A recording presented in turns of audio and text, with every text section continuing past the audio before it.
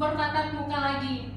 Baiklah, untuk pertemuan kali ini kita akan membahas mengenai anak dengan hambatan membaca atau disleksia. Di lingkungan kalian pernah nggak mendengar anak-anak itu yang kesulitan belajar, yang lama belajarnya? Pernah kan? Rata-rata anak kecil itu kan ada yang pintar, ada yang cepat bisa membaca, ada yang lama bisa membacanya. Bahkan ada yang bisa menulis duluan tapi belum lancar membaca, ada juga sebaliknya. Nah, baiklah, di pertemuan kali ini kita akan membahas anak dengan hambatan membaca ini atau disleksia. Nah, apa itu disleksia? Disleksia itu adalah gangguan neurobiologis yang mempengaruhi kemampuan membaca, menulis, dan mengeja tanpa mengaruhi kecerdasannya. Jadi, anak dengan hambatan membaca ini jangan langsung dijudge anak ini bodoh.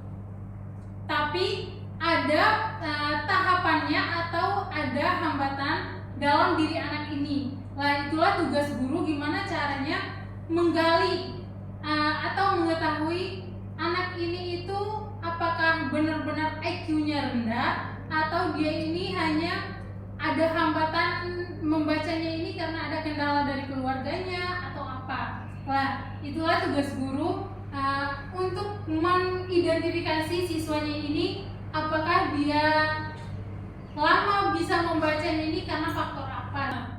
Baiklah, kita coba mempraktekkan agar anak itu bisa mengenal huruf atau menghafal abjad itu dengan baik dan benar. Nah, kita mulai. A, B, C, D, E, F, G, H, I, J, K, L, M, N, O, P, Q, R, S, T, U, V, W, X, Y, Z. Cara pengucapannya sudah baik dan benar. Begitu juga nanti yang akan kalian terapkan ke siswa-siswanya. Baiklah, sebelum Ibu akhiri untuk pertemuan hari ini, ada yang mau ditanyakan dulu? Saya, Bu. Ya. Apakah anak yang sulit mengucapkan huruf R itu termasuk disleksia? Nah, bukan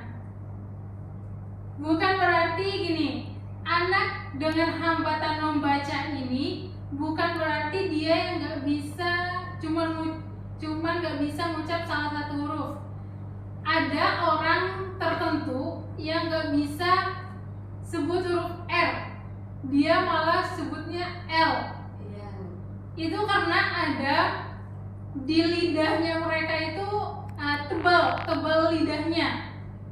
Kalau orang biasa atau orang normal, nah itu ya sewajarnya lidah aja, maksudnya tipisnya lidah itu sudah sesuai semuanya. Tapi emang ada beberapa orang yang nggak bisa ngucapin huruf R, dan itu bukan disebut anak hambatan membaca.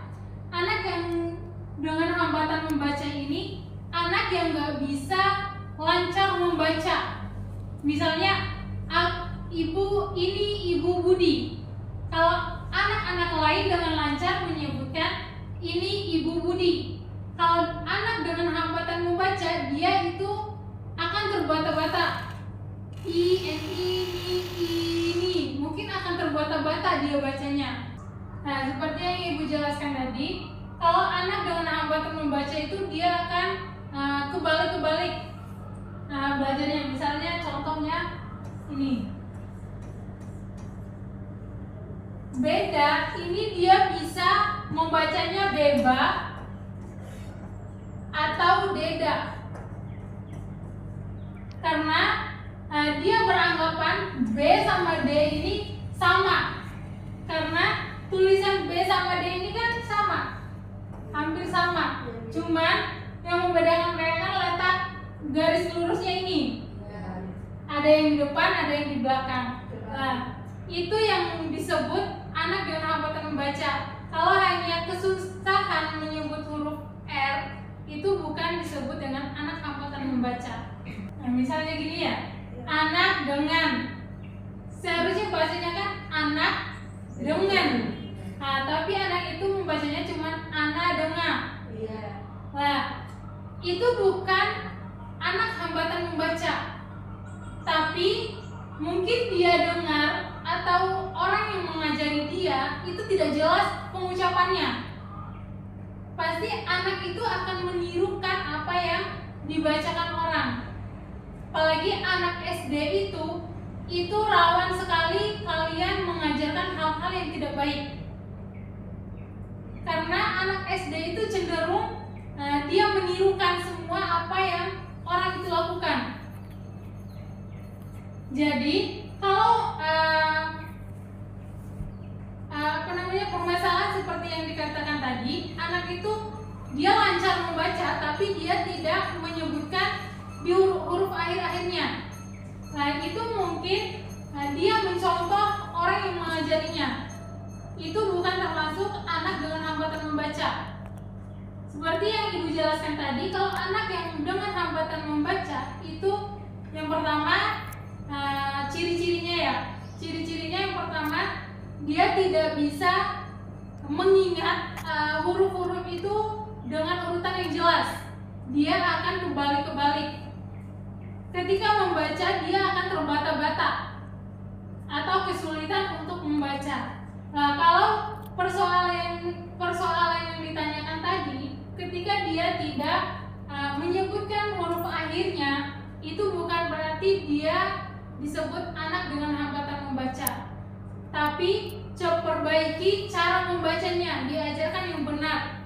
Itulah kenapa tadi Ibu mengajarkan pengucapan A, B, C, D itu harus jelas.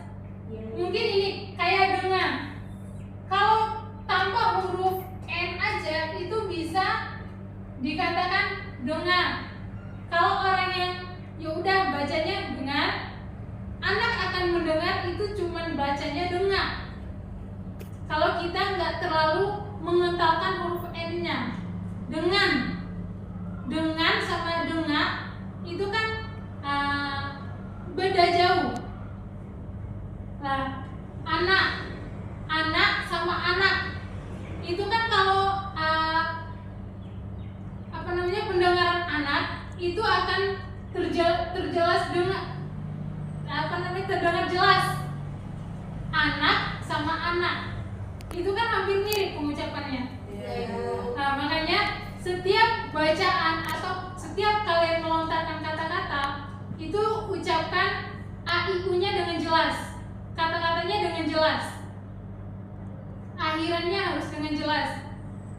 Kenapa belajar bahasa Indonesia itu harus ada imbuhan an, imbuhan b, dan sebagainya? Karena itu juga menunjukkan perkataan kita, bagaimana cara kita menyampaikan omongan kita ke orang lain.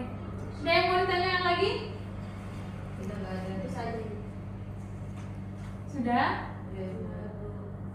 Baiklah, kalau nggak ada yang ditanyakan lagi, Ibu tutup kelas sampai di sini. Nah, untuk pertemuan selanjutnya kita akan membahas mengenai anak dengan hambatan menulis atau disgrafia. Baiklah, Ibu tutup untuk pertemuan hari ini. Lebih dan kurangnya Ibu mohon maaf. Wabillahi taufiq wal hidayah. Wassalamualaikum warahmatullahi wabarakatuh. Waalaikumsalam warahmatullahi wabarakatuh.